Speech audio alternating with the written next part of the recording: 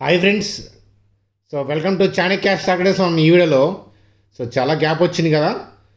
మరి వచ్చే వారం స్టాక్ మార్కెట్ యొక్క పరిస్థితులు ఏంటి, వచ్చే వారం స్టాక్ మార్కెట్కి సంబంధించి మనం అబ్జర్వ్ చేయాల్సిన కీ ఈవెంట్స్ ఏంటి, ఆ విషయాల గురించి మనం ఈ వీడియోలో డిస్కస్ చేద్దాం. అలాగే త్వరలో నిఫ్టీ అనేది 23Kని టచ్ చేసి తీరుతుందన్నమాట. మరి నిఫ్టీ 23Kని టచ్ చేస్తే బ్యాంక్ నిఫ్టీ యొక్క టార్గెట్ ఏంటో కూడా ఈ వీడియోలో డిస్కస్ చేద్దాం. అలాగే సిపిఐ డేటా, అలాగే సిపిఐ డేటా రాబోతుంది. అది ఏ విధంగా స్టాక్ మార్కెట్ని ప్రభావితం చేయబోతుంది అనేది కూడా ఈ వీడియోలో డిస్కస్ చేద్దాం. అలాగే ఎలక్షన్ డేట్స్ అనౌన్స్మెంట్స్, అవి స్టాక్ మార్కెట్ని ఏ విధంగా ఎఫెక్ట్ చేస్తాయి, ఆ విషయాల గురించి చూద్దాం. టాటా టెక్నాలజీస్కి సంబంధించిన న్యూస్ అప్డేట్ ఉంది. అట్లాగే కేపీఐ గ్రీన్కి సంబంధించిన ఒక ఆర్డర్ ఉంది వాళ్ళకి. ఆ పాజిటివ్ న్యూస్ అప్డేట్ ఏంటో చూద్దాం. జేఎం ఫైనాన్షియల్ మేనేజ్మెంట్ కామెంట్స్ ఏంటి, రీసెంట్ ఇష్యూ నుంచి బయటపడుతుందా లేదా, ఆ విషయాల గురించి చూద్దాం. ఆర్వీఎన్ఎల్కి మరొక బిగ్ ఆర్డర్ వచ్చింది. అదేంటి అనేది ఆ న్యూస్ అప్డేట్ ఏంటో చూస్తూ నిఫ్టీ బ్యాంక్ నిఫ్టీ యొక్క కథాగమనంతో సింపుల్గా వీడియోని ఎండ్ చేసేద్దాం. చూడండి ఫ్రెండ్స్, ఈ వీడియోలోకి వెళ్ళే ముందు మన ఛానల్ వీడియోని లైక్ చేయడం అనేది మన జన్మ హక్కు, కాబట్టి వీడియోని లైక్ చేద్దాం.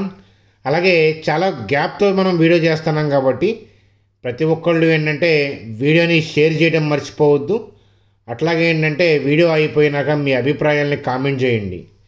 కొత్తగా వాచ్ చేసే వాళ్ళని సబ్స్క్రైబ్ చేయమని ఇమీడియట్గా నేను చెప్పను. ఒక 3-4 వీడియోస్ మీరు వెనక్కి వెళ్ళి అబ్జర్వ్ చేస్తే కనుక ఆటోమేటిక్గా నచ్చి సబ్స్క్రైబ్ చేస్తారు. అప్పుడు బెల్ ఐకాన్ కూడా క్లిక్ చేయమని చెప్తాను. చూడండి ఫ్రెండ్స్, మనం బ్యాంక్ నిఫ్టీ గురించి మాట్లాడుకుందాం ముందు. బ్యాంక్ నిఫ్టీ గురించి మాట్లాడుకోవాలి అని అంటే ఫర్ ఎగ్జాంపుల్ చూడండి, మనం 4 days బ్యాక్న ఒక వీడియో, అంటే నేను నా వ్యక్తిగతమైన పనుల్లో బిజీ ఉన్నా కూడా యుఎస్ మార్కెట్లో ఫాల్ డౌన్ అయింది కదా అని చెప్పి మీరు కంగారు పడతారేమో ఒక వీడియో చేశాను 4 days బ్యాక్. ఆ వీడియోలో బ్యాడ్ న్యూస్ యుఎస్ మార్కెట్లో రక్తపాతం అన్నాను. కానీ మన మార్కెట్కి ఇంపాక్ట్ ఉండదు, ఎందుకంటే మన మార్కెట్ యొక్క బ్రాడ్ యూజ్ చేంజ్ అవ్వదు అని చెప్పి మనం మాట్లాడాము. తెలుసు కదా. అంటే బ్రాడ్ యూజ్ చేంజ్ అవ్వదు. మేబీ ఏంటంటే ఒకవేళ ఇంపాక్ట్ చేసిన 1-2 days నార్మల్ డిప్. మనం స్టాక్ మార్కెట్లో ఐడెంటిఫై చేయాల్సింది అదే. నేను చార్ట్ గురించి మాట్లాడే ముందు ఆ వీడియోలో మనం ఇచ్చిన టార్గెట్ ఏంటది, యుఎస్ మార్కెట్లో డిప్ ఉన్నా కూడా నేను టార్గెట్ మార్చలేదు. ఏంటది 47,993 అబవ్. నేను దాని గురించి క్లియర్ కట్ ఐడియా అనేది మాట్లాడతాను. మీ అందరికీ గుర్తుందా? ఏదైనా డిప్ అయినా కూడా ఓవరాల్గా 47,993కి వెళ్తాం అనేది పక్కా అని మనం క్లియర్ కట్గా మాట్లాడాము. ఈ వీడియో అనేది నేను ఎండ్ కార్డ్లో పోస్ట్ చేస్తాను. లాస్ట్ వీడియో అనేది ఒకసారి కొత్తగా వచ్చిన వాళ్ళు వెరిఫై చేయమని చెప్తాను.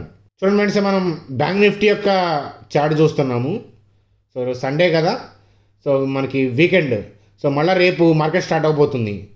మనం ఎట్లా ఇచ్చామో ఆ టార్గెట్ అనేది ఒక్కసారి నేను ఎక్స్ప్లెయిన్ చేస్తాను మరొకసారి.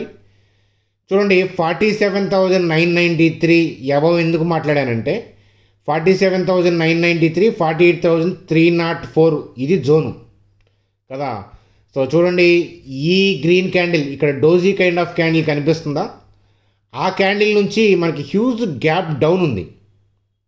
అంటే ఆ గ్రీన్ క్యాండిల్ నెక్స్ట్ డే ఏదో గ్లోబల్గా బ్యాడ్ న్యూస్ ఉంది.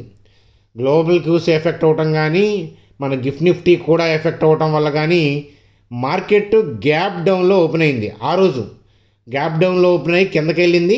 పైకి వచ్చినా కూడా ఏంటంటే ఇంత పైకి రాలేదు. అంటే మనకి ఈ గ్రీన్ క్యాండిల్ నుంచి ఈ రెడ్ క్యాండిల్ దాకా ఏంటంటే సెల్లర్ డామినేట్ చేశాడనే కదా అర్థం. అంటే ఈ గ్రీన్ క్యాండిల్ ఏరియాలో సెల్ ఆర్డర్స్ హెవీగా ఉన్నాయి, అంటే సెల్లర్స్ అవైలబుల్గా ఉన్నారు, కానీ బయర్ అవైలబిలిటీ లేదనమాట ఆ రోజు. ఈ రోజు గురించి మాట్లాడాల ఆ రోజు. అందువల్లే మనకి ఏంటంటే గ్యాప్ డౌన్. స్టాక్ మార్కెట్లో గ్యాప్స్ అప్ గ్యాప్స్ డౌన్లు ఎందుకు వస్తాయి అంటే ప్రీ మార్కెట్లో ప్రీవియస్ క్లోజింగ్ దగ్గర బయర్ ఉండి సెల్లర్ అవైలబిలిటీ లేకపోతే కనుక గ్యాప్స్ అప్. ప్రీవియస్ క్లోజింగ్ దగ్గర సెల్లర్ ఉండి బయర్ అవైలబిలిటీ లేకపోతే కనుక గ్యాప్స్ డౌన్. వాళ్ళ యొక్క రేంజ్ని బట్టి ఎంత గ్యాప్ డౌన్ అవుతుంది, ఎంత లోతుకి వెళ్తుంది, అంటే ఎంత లోతుకి మార్కెట్ కింద ఓపెన్ అవుతుంది, లేదా వాళ్ళ రేంజ్ని బట్టి బయర్స్ యొక్క డామినేషన్ బట్టి ఎంత గ్యాప్ సప్లో ఓపెన్ అవుతుంది అనేది సో మనకి ఉంటుందన్నమాట. ప్రీ మార్కెట్లో ఉన్న బై అడ్రస్, సెల్ అడ్రస్ దాన్ని డిసైడ్ చేస్తాయి.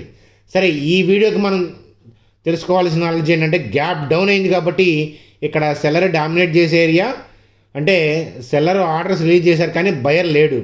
కానీ భవిష్యత్తులో ఎప్పుడైతే ఈ జోన్కి వస్తుందో అక్కడ సెల్ ఆర్డర్లు యాక్టివేట్ అవుతాయి అని మనం చెప్పడం అనేది జరిగింది. సో ఇలాంటి ఎగ్జాంపుల్స్ చాలా చెప్పాము. అందుకనే అక్కడ సెల్లర్ ఉన్నాడు కాబట్టి మార్కెట్ పైకి వెళ్తుంది కాబట్టి అక్కడ దాకా వెళ్ళొచ్చు అనే పాయింట్ ఆఫ్ వ్యూలో మాట్లాడాను.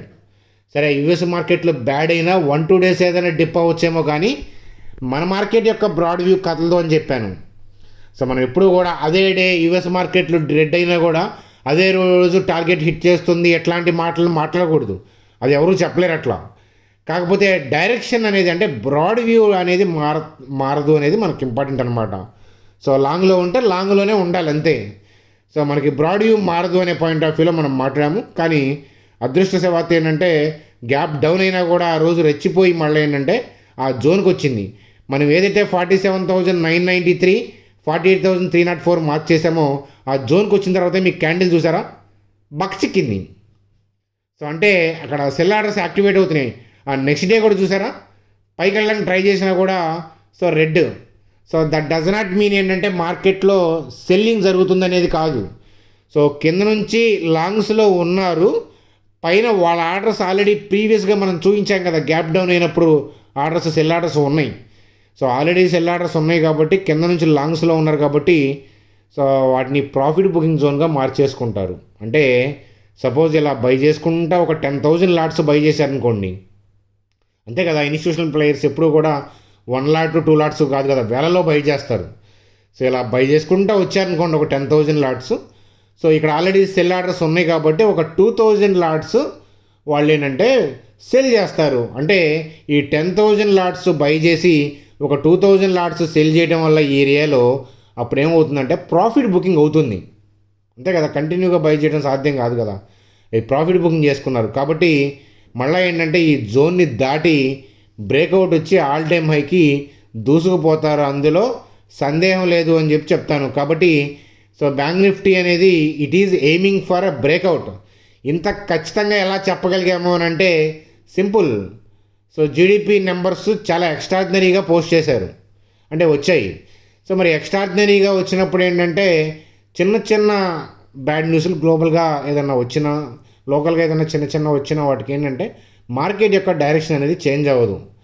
సో మనకి నెక్స్ట్ జీడిపి నెంబర్స్ వచ్చేదాకా, అంటే కంపెనీ ఎర్నింగ్స్ వచ్చేదాకా ఏంటంటే ఇన్ జనరల్గా మార్కెట్ యొక్క బ్రాడ్ వ్యూ అనేది చేంజ్ అవ్వకటానికి ఛాన్సెస్ తక్కువ. సో ఏదైనా ఎక్స్టర్నల్గా థింగ్, ఏదైనా అన్ఎక్స్పెక్టెడ్ థింగ్ అయ్యి బ్రాడ్ వ్యూ చేంజ్ అయితే అప్పుడు మనం వ్యూ మార్చుకుంటాం. అది ఎప్పుడో ఇప్పుడు చెప్పలేము, అది రన్నింగ్లో తెలుస్తుంది. సో అప్పటిదాకా ఏంటంటే buy and dips point of వ్యూలో మనం కంటిన్యూ చేయాలి అని చెప్తాను. కాబట్టి బ్రేక్అవుట్ అనేది రావడమే కాకుండా ఫర్దర్గా కూడా బ్యాంక్ నిఫ్టీ పైకి వెళ్ళే అవకాశాలే పుష్కలంగా ఉన్నాయని చెప్పచ్చు. చూడండి ఫ్రెండ్స్, నిఫ్టీ గురించి చూసే ముందు సో వచ్చే వారం థింగ్స్ని ఎఫెక్ట్ చేసే ఏంటంటే సో మనం గుడ్ న్యూస్ బ్యాడ్ న్యూస్లో బాగా ఇంపార్టెన్స్ ఇవ్వాల్సినవి ఏంటి అంటే జీడిపి నెంబర్స్, అలాగే సిపిఐ డేటా. సిపిఐ డేటాను బట్టి, అంటే మన కంట్రీ సిపిఐ నెంబర్స్ని బట్టి ఆర్బీఐ రేట్ కట్ చేయడం కానీ, హైక్ చేయడం కానీ, అలాగే వడ్డీ రేట్లు ఉంచడం కానీ చేస్తుంది.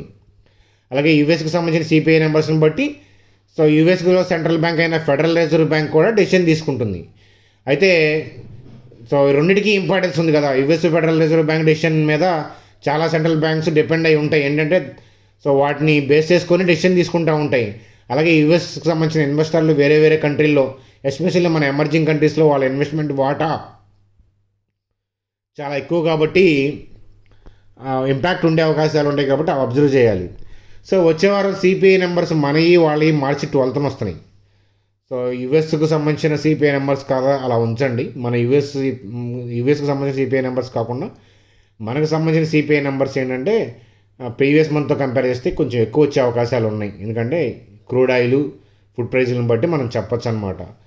సో అయితే ఏంటంటే ఇవి టెంపరీగా ఏదైనా 1 డే ఇంపాక్ట్ చేస్తాయేమో కానీ మార్కెట్ని 1-2 డేస్ ఓవరాల్గా బ్రాడ్ వ్యూని చేంజ్ చేయవు.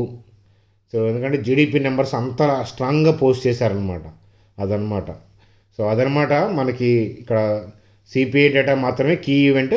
ఇంకా మధ్యలో ఏదైనా ఎక్స్టర్నల్గా డైనమిక్గా ఏదైనా అప్కమింగ్ థింగ్స్ వస్తే అది డైనమిక్గా చూడాలి. కానీ ఎట్ ప్రజెంట్ మనకున్న హడిలో అబ్జర్వ్ చేయాల్సిన ఈవెంట్ అయితే కనుక సిపిఐ నెంబర్స్ మార్చి 12న వస్తున్నాయి అనమాట. అదనమాట. చూడండి ఫ్రెండ్స్, నిఫ్టీ గురించి. సో నిఫ్టీ కూడా మనం మాడుకున్నాం కదా.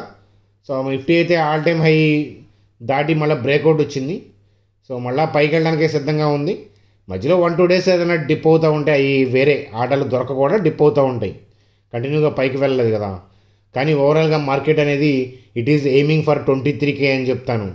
కాబట్టి ఈ ఎలక్షన్ డేట్ అనౌన్స్మెంట్ కూడా రావచ్చు అని అంటున్నారు. సో మార్చి 15న ఎలక్షన్ డేట్ అనౌన్స్మెంట్స్ సంబంధించి షెడ్యూల్ రావచ్చు అంటున్నారు.